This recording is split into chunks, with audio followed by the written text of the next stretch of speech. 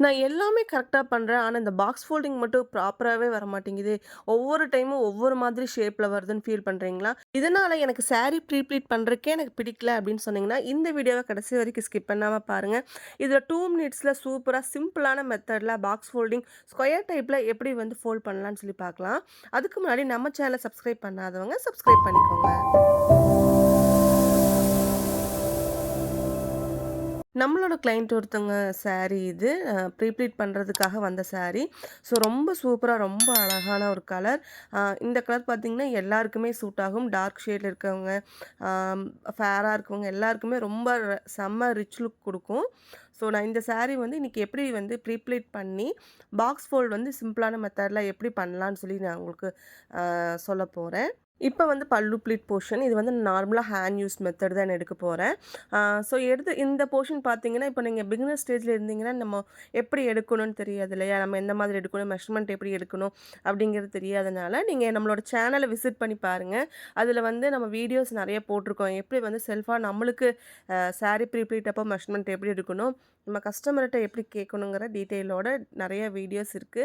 So நீங்க beginner ஸ்டேஜ்ல இருந்தீங்கன்னா, நீங்க அந்த வீடியோஸ வந்து பாருங்க. இப்ப இதில பார்த்தீங்கன்னா, நான் ஆல்ரெடி வந்து மார்க் பண்ணி வச்சிருக்கேன். நான் பல்லு ப்ளீட் வந்து கஸ்டமருக்கு வந்து எவ்வளோ வேணும் அப்படின்னு சொல்லிட்டு.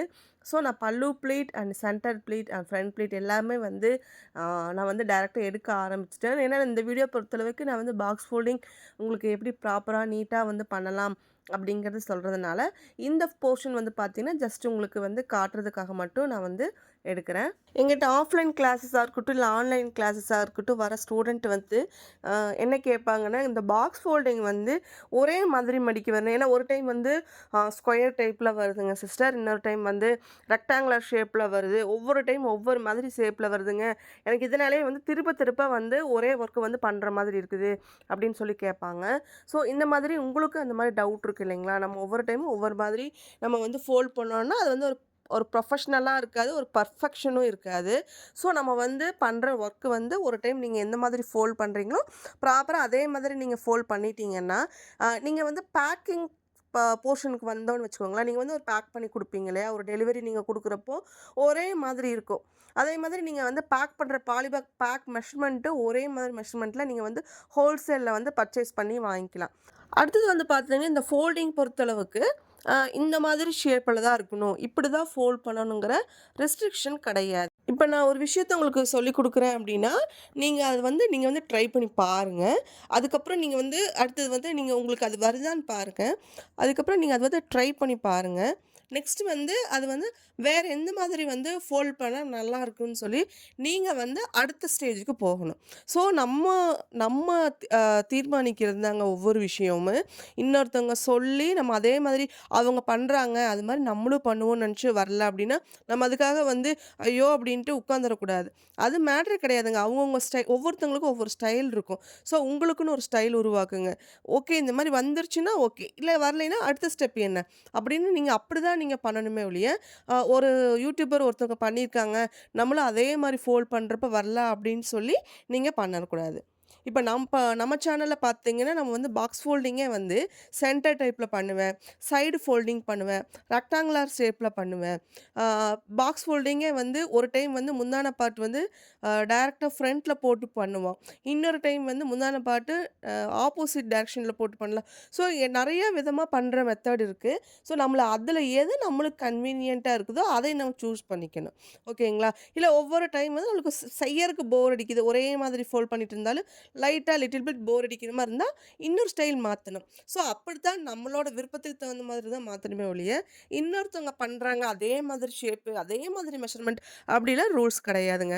உங்களுக்கு எப்படி வந்து பண்ண வருதோ நீங்க அப்படி பண்ணுங்க. ஆனா பண்ற வேலைய வந்து நீட்டா இருக்கணும். நம்மளுக்கே ஒரு பிரசன்டபிளா இருக்கணும். அதுதான் வந்து இம்பார்ட்டன்ட். ஓகே இப்ப நான் சென்டர் ப்ளீட்லேருந்து எக்ஸ்பிளைன் பண்றேன். இப்ப பாருங்க நான் ஹேண்ட் யூஸ் மெத்தட் தான். ப்ளீட் வந்து நான் வந்து ஃபர்ஸ்ட்டு செட்டப்லேயே வந்து ப்ளீட்ஸ் வந்து அரேஞ்ச் பண்ணிக்கிறேன். இத நீங்க பண்ண பண்ண பிராக்டிஸ் ஆயிரும். ஒன்ஸ் நீங்க இப்படி எடுத்துட்டீங்க அப்படின்னாவே, எல்லா ப்ளீட்டுமே வந்து அரேஞ்ச் பண்ணிக்கங்க ஃபர்ஸ்ட்டு. ஓகேங்களா? அப்படி அரேஞ்ச் பண்றப்போ இன்னொரு கையில பிடிச்சிட்டு இருக்கிற மடிப்ப வந்து விட்டுறக்கூடாது. இப்ப பாருங்க, இப்ப வந்து ஒரு சைடு பிடிச்சிட்டேனா, இப்ப இன்னொரு சைடு வந்து ப்ளீட் வந்து மறுபடியும் அரேஞ்ச் பண்றேன். இது எதுக்காக அப்படின்னா, இதெல்லாம் சேர்த்து வச்சு ஒரு சேஃப்டி பின் வந்து பின் பண்ணுவோம் செக்யூர் பண்றதுக்காக. இந்த டைம்ல வந்து நீங்க பார்த்துக்கணும். எல்லா ப்ளீட்டுமே கரெக்ட்டா இருக்கா? அப்படின்னு சொல்லி பார்த்துக்கங்க. ஒன்ஸ் வந்து உங்களுக்கு சப்போஸ் ஒன் செட்டப்லேயே வந்து உங்களுக்கு எல்லா ப்ளீட்டுமே ஒரே மாதிரி மெஷர்மெண்ட்ல வரல அப்படின்னா, நான் ஆல்ரெடி சொன்ன மாதிரி நம்ம சேனல்ல எப்படி வந்து சென்டர் ப்ளீட் வந்து பர்ஃபெக்ட்டா எடுக்கலான்னு சொல்லி தனியாவே வீடியோஸ் இருக்கு. ஸோ நீங்க அத வந்து விசிட் பண்ணி பாருங்க. ஓகே. இப்படி நான் வந்து எல்லா அ ப்ளீட்ஸுமே அரேஞ்ச் பண்ணிட்டு நான் சேஃப்டி பின் வச்சு செக்யூர் பண்ணிக்கிறேன். இப்போ இந்த டாப்ல மட்டும் அந்த பார்டர் போர்ஷன்ல மட்டும் ஒரு அயர்ன் பண்ணிக்கிறேன். இது எதுக்காக அப்படின்னா, நம்ம ப்ளீட் வந்து ஸ்ப்ரெட் பண்ணி அரேஞ்ச் பண்ணுவோம் இல்லைங்களா? அப்போ வந்து நான் வந்து அப்படியே எடுத்த ப்ளீட்டோடயே நான் அரேஞ்ச் பண்ணேன்னா, நான் சாரி ஆல்ரெடி வந்து சாஃப்ட் சில்க் சாரியா இருக்கு. இன்னுமே நான் அரேஞ்ச் பண்ணேன்னு வச்சுக்கோங்களேன், என்ன ஆயிரும்னா அப்படியே ப்ளீட் வந்து கலையறதுக்கு வாய்ப்பு இருக்கு. ஸோ நீங்க வந்து ஒன்ஸ் இப்படி நீங்க அயர்ன் பண்ணிட்டீங்க அப்படின்னா, ப்ளீட் வந்து நழுவிட்டு போகாது கைய விட்டு. கொஞ்சம் நம்மளுக்கு வந்து சில்க் சாரிலே வந்து அந்த இந்த ஹெவி ஒர்க் சாரிலாம் இருந்தா, உங்களுக்கு அப்படியே வச்சு கையிலேயே ஒரு தேய்ச்சு விட்டு நீங்க வந்து ஸ்ப்ரெட் பண்ணிக்கலாம். பட் இந்த மாரி ரொம்ப சாஃப்ட் சில்க் சாரிக்குலாம் வந்து ஒரு பார்டர்ல மட்டும் ஒரு அயர்ன் பண்ணிக்கிறது ஒரு சேஃப்டி. அ இந்த சாரி பொறுத்தளவுக்கு பார்த்தீங்க அப்டின்னா, நான் வந்து ஒரு mini fluffy type center pleat தான் நான் வந்து அரேஞ்ச் பண்றதுனால, நான் டாப்ல வந்து நான் டக் இன் பண்ற போர்ஷன் இருக்கு இல்லைங்களா? அங்க வந்து நான் அவ்வளவா நான் வந்து ஸ்ப்ரெட் பண்ணல. லைட்டா மட்டும் ஸ்ப்ரெட் பண்ணி விட்டுக்கிறேன். இப்ப இத அப்படியே வந்து டேபிள்ல மேல எடுத்து போட்டுட்டு, ஒரு 2 பெக் வச்சு செட் பண்ணிக்கிறேன். மடிப்பு வந்து நழுவிட்டு வராத மாதிரி. அ இப்ப என்ன பண்ணிருங்கன்னா, நான் எட்ஜ் வரைக்கும் ஒரே மாதிரி ப்ளீட் வந்து டாப்ல எப்படி ப்ளீட்ஸ் வந்து அரேஞ்ச் பண்ணியிருக்கோமோ, அதே மாதிரி பாட்டம் வரைக்கும் ப்ளீட்ஸ் எடுத்து நான் அரேஞ்ச் பண்ணிட்டு, ஒரு கிளிப் வச்சு செக்யூர் பண்ணிர்றேன். நான் இந்த சாரீக்கு வந்து ஒரு semi type fluffy center pleat தான் செட் பண்ண போறேன். ஸோ, அத எப்படி செட் பண்றதுன்னு பார்க்கலாம். பட் இது வந்து நான் வந்து ரொம்பவே ஃப்ளஃபி டைப் பண்ணாம, ஒரு செமியா ஒரு கீழ பார்டர்ல மட்டும் அந்த ஃப்ளஃபி இருக்கிற மாதிரி நான் வந்து செட் பண்ண போறேன். ஸோ, நான் அதுக்காக என்ன பண்ணியிருக்கேன் அப்டின்னா, ப்ளீட் எல்லாமே வந்து ஃபர்ஸ்ட்டு அரேஞ்ச் பண்ணிக்கங்க. இப்போ வந்து டாப்ல வந்து டக் இன் பண்ற போர்ஷன்லேருந்து நீங்க பாட்டம் வர ஒரு வி ஷேப்ல கொஞ்சம் கொஞ்சம் தள்ளி வர மாதிரி கொண்டு வந்துக்குங்க. சேஃப்டிக்காக நீங்க ப்ளீட் எல்லாமே அரேஞ்ச் பண்ணதுக்கு அப்புறமா ஒரு சேஃப்டி பின் வச்சு ஒரு செக்யூர் பண்ணிருங்க. ஓகே. இப்ப அதுக்கப்புறம் அடுத்த போர்ஷன் வந்து அதுக்கு விட இன்னும் கொஞ்சம் ஸ்ப்ரெட் பண்ணி எடுத்துக்கணும். ஸோ நீங்க டாப்ல இருந்து கீழ பாட்டம் வர ஒரு ட்ரையாங்கிள் ஷேப்ல வர மாதிரி ஒரு வி ஷேப்ல இல்ல ஒரு விசிறி டைப்ல வர மாதிரி நீங்க வந்து ஸ்ப்ரெட் பண்ணி எடுத்துக்கணும். ஸோ நீங்க பாருங்க வீடியோல பார்க்குற மாதிரி நான் வந்து பின் பண்றது வந்து ஹைடா வந்து நான் பின் பண்ணியிருக்கேன். ஸோ சாரி அயர்ன் பண்றதுக்கும் அப்போ வந்து ரொம்பவே கம்ஃபர்டபுளா இருக்கும். ஸோ, இப்போ நான் வந்து எட்ஜ் வரைக்கும் வந்துட்டேன். இப்போ நான் எட்ஜ் போர்ஷன் பார்த்தீங்க அப்டின்னா, நான் வந்து அப்படியே ஒரு அழகா அந்த ஃப்ளஃபி டைப் சென்டர் ப்ளீட்காக ப்ளீட் எல்லாமே வந்து இப்படி என்னுடைய கைகள் யூஸ் பண்ணி நான் வந்து ஸ்ப்ரெட் பண்ணி விட்டுக்கிறேன். ஸோ, அந்த இடத்துலயும் நான் என்ன பண்ணியிருக்கேன், பார்டருக்கு மேல ஒரு சேஃப்டி பின் வச்சு பின் பண்ணியிருக்கேன். ஸோ, இதில வந்து பார்த்தீங்கன்னா, மொத்தமா ஒரு 4 சேஃப்டி பின் பண்ணியிருப்போம். இந்த சென்டர் ப்ளீட் பொறுத்த அளவுக்கு. ஸோ, இந்த மாதிரி பண்ணிட்டீங்க அப்டின்னா, நம்மளுக்கு வந்து ப்ளீட் வந்து அயர்ன் பண்றதுக்கு ஈஸி. ப்ளீட் வந்து கலையாது. இப்ப பார்த்தீங்க அப்டின்னா, நான் மேலருந்து இந்த பார்டர் வரைக்குமே வந்து நான் என்ன பண்ணியிருக்கேன்னா, நான் வந்து அயர்ன் பண்ணியிருக்கேன். ஸோ, இந்த பார்டர் போர்ஷன் வந்து நான் அயர்ன் பண்ணல. ஸோ, அத அப்படியே விட்டாலும் நம்ம வந்து நடக்கிறப்போ மடிப்பு கலைஞ்சிரும் இல்லையா?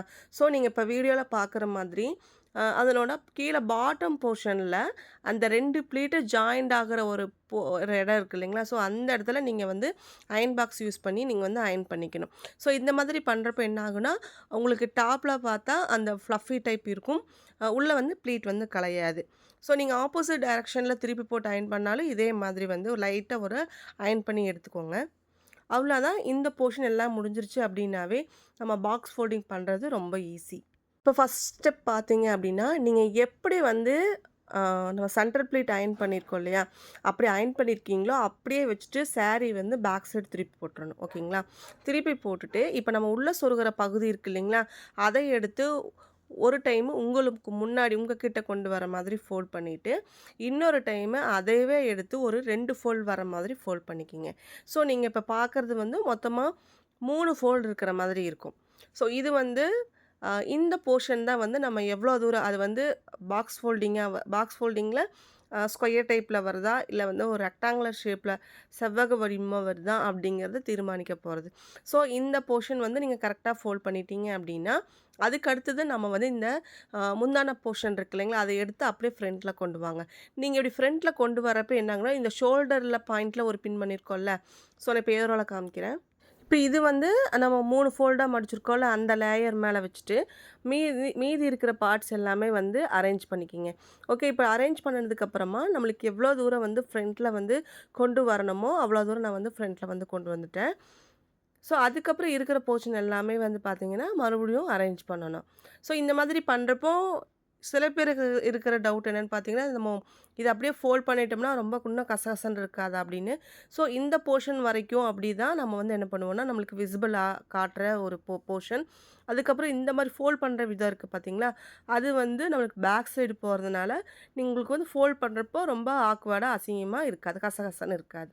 ஓகே, இப்போ உங்களுக்கு ரைட் சைடு ஒரு ஃபோல்ட் பண்ணிக்கிங்க. அதுக்கப்புறம் உங்களோட லெஃப்ட் சைடு வந்து 2 ஃபோல்ட் பண்ணணும். இப்போ ஒரு ஃபோல்ட் பண்ணிட்டீங்க.